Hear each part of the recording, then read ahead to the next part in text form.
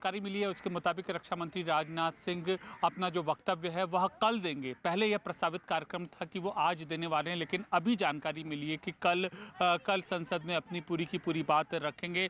और इससे पहले जनरल बिपिन रावत के परिजनों से उन्होंने मुलाकात की है। उसके बाद संबंधित जो अधिकारी हैं उनसे पूरी जानकारी है। तो बेहद संवेदनशील तरीके से जो सरकार पूरी की पूरी जानकारी ले रही है, स्थिति पर नज़र बनाए हुए, और जो घायल लोग हैं उनको उचित इलाज मिले, यह सरकार की प्राथमिकता है और इसी रणनीति पर काम चल रहा है। और फिलहाल जो रक्षा मंत्री का आज का वक्तव्य देने का जो प्रस्तावित कार्यक्रम था वह अब मुलतवी होकर वह कल हो गया है।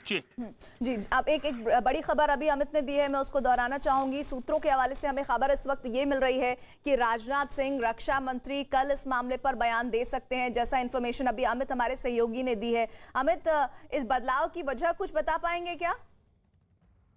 हमें जानकारी मिली है कि लगातार जो समन्वय का इसमें सरकार कोशिश कर रही है कि संबंधित एजेंसियां, चाहे स्थानीय बचाव एजेंसियां हो या फिर रक्षा मंत्रालय की अलग अलग टीमें हैं, सबसे पहले घायलों को उचित इलाज मिले और ज़्यादा से ज़्यादा जो नुकसान है उसकी भरपाई की जा सके। मतलब कि हादसे की जगह पर मलबे को साफ़ किया जा सके और इसके अलावा जो लोग हैं उनको उचित ट्रीटमेंट मिल सके। पहले ये सब हो जाए, उसके बाद रक्षा मंत्री इसमें बयान देंगे।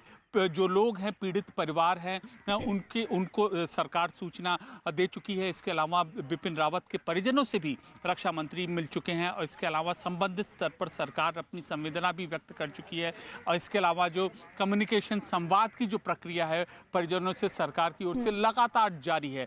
तो यह पूरा काम जो पहले खत्म हो जाए, उसके बाद रक्षा मंत्री राजनाथ सिंह कल इस पूरे यानी कि कोई भी किसी भी तरह की गलत जानकारी या किसी भी तरह की अपरिपक्व जानकारी सरकार के बयान से नहीं आए, इस बात को समझते हुए फिलहाल ये जानकारी आ रही है कि कल रक्षा मंत्री राजनाथ सिंह इस मामले पर बयान देंगे। हमारे साथ कर्नल तेज टिक्कू जी, डिफेंस एक्सपर्ट, जुड़े हुए हैं। टिक्कू साहब, जैसा आप लगातार बता रहे थे, इस पूरे डेमोग्राफी को समझा रहे थे कि किस तरह का हिस्सा है ये और कैसे पूरे घने जंगलों से पटा पड़ा है और बड़ा हादसा हुआ है। इस तरह के इलाकों में हादसों की अमूमन वजह क्या रहती है और रेस्क्यू करना कितना चुनौतीपूर्ण होता है?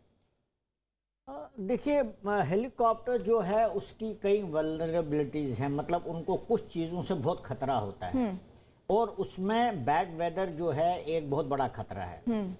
और खासकर अगर वो बैड वेदर, खराब मौसम पहाड़ी इलाके में हो और जंगल टेरेन में हो जहां पर कि बादल एकदम से फैल जाते हैं और आपकी विजिबिलिटी खत्म हो जाती है, तो वो बहुत बड़ा खतरा होता है हेलीकॉप्टर का। क्योंकि हेलीकॉप्टर एक स्लो मूविंग एयरक्राफ्ट है और नेविगेशन में भी उसका फिर प्रॉब्लम हो जाता है कि इंस्ट्रूमेंटेशन, जब आप जमीन के नजदीक उड़ते हैं तो आपके इंस्ट्रूमेंट, लैंडिंग इंस्ट्रूमेंट के जो सिस्टम्स हैं वो इतनी अच्छी तरह चल नहीं पाते।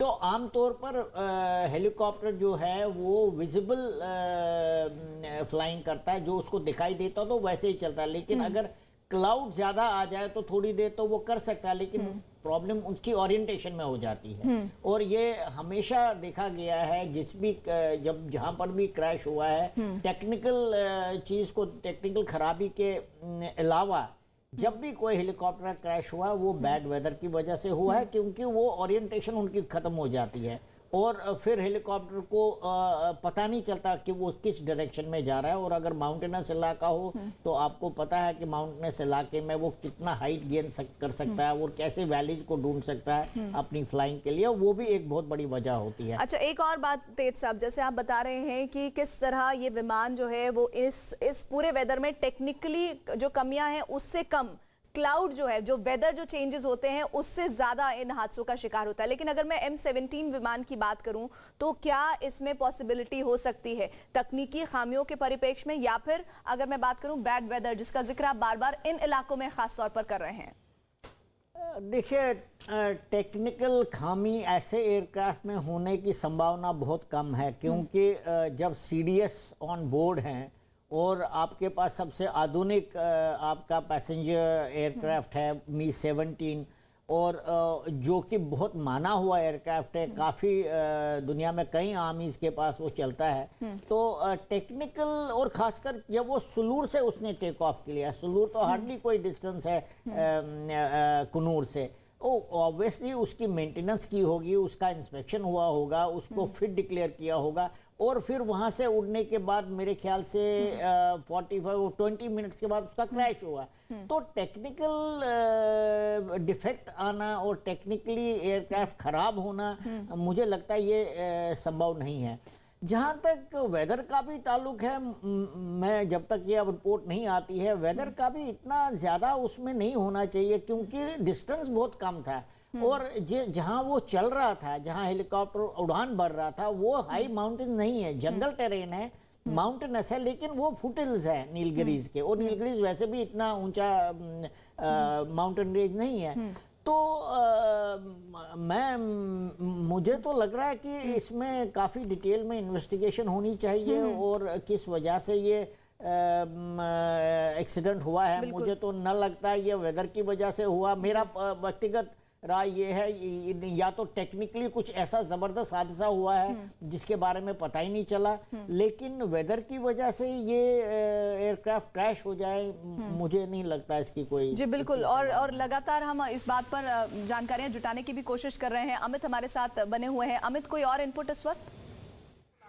देखिए, अभी फिलहाल आला अधिकारियों की रक्षा मंत्रालय में बैठक चल रही है और किस तरीके से बचाव और राहत का कार्य है उसको और गति दी जाए, और किस तरीके से जो मलबा है वो उसको हटाया जा सके, और किस तरीके से जो घायल को हैं उनको उचित इलाज, उनको बेहतर और त्वरित इलाज मिले, इसकी रणनीति पर काम किया जा रहा है। और दूसरी चीज़ जो जांच के भी विस्तृत जांच के आदेश दिए गए हैं, वायुसेना प्रमुख थोड़ी देर में पहुंचेंगे, और अभी फिलहाल सूत्रों के मुताबिक ये जानकारी हमें मिल रही है कि पहले हेलीकॉप्टर में आग लगी और उसके बाद वह क्रैश हुआ।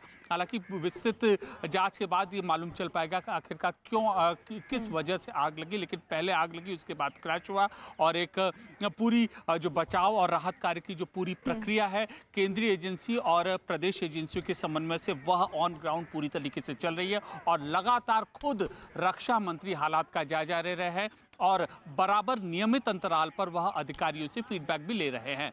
रवि भी हमारे साथ जुड़ गए हैं। रवि, फिलहाल कोई और जानकारी? प्रीति, सबसे पहले तस्वीरें यहां पर दिखाना चाहेंगे जनरल विपिन रावत के घर के बाहर की ये तस्वीरें, किस तरीके से आप मूवमेंट देख रहे हैं। तमाम गाड़ियां यहां पर मौजूद थी, आम लोगों की, और ट्रैफिक का मूवमेंट था उसको भी कम कर दिया गया है। हालांकि क्योंकि वीवीआईपी मूवमेंट और भी किसी वक्त हो सकता है। अब से थोड़ी देर के पहले ही रक्षा मंत्री यहां पर मौजूद पहुंचे थे, 10 मिनट तक वो घर के अंदर रहे। अब काफी ज्यादा लोगों का जमावड़ा हो चुका है, सिक्योरिटी के लोग हैं, सेना के लोग हैं, काफी मूवमेंट है। एक बार दिखाना चाहेंगे कि यहां पर विपिन रावत के घर के बाहर की तस्वीरें, दूसरी तरफ रोड के दूसरी तरफ यहां पर काफी लोग मौजूद हैं। इनमें से ज्यादातर लोग जो वैसे हैं जो सेना से जुड़े हुए हैं, वायुसेना से जुड़े हुए हैं, या फिर आम लोग हैं, क्योंकि आस पास में ही सेना भवन है, वायुसेना भवन है। तो ऐसे उसकी वजह से ही तमाम ऐसे लोग हैं जो इस उम्मीद में है कि किसी भी तरह की खबर उनके बारे में, विपिन रावत के बारे में, उनकी पत्नी के बारे में मिले। तस्वीरें आपको दिखाते चलें कि कितनी बड़ी संख्या में लोग यहां पर मौजूद हैं रोड के दूसरी तरफ, और बिल्कुल गेट पर आप देखें तो काफी बड़ी संख्या में लोग मौजूद हैं, सिक्योरिटी के लोग मौजूद हैं। अब से थोड़ी देर के पहले ही फैमिली फ्रेंड पहुंचे थे, कुछ ऐसे भी लोग पहुंचे थे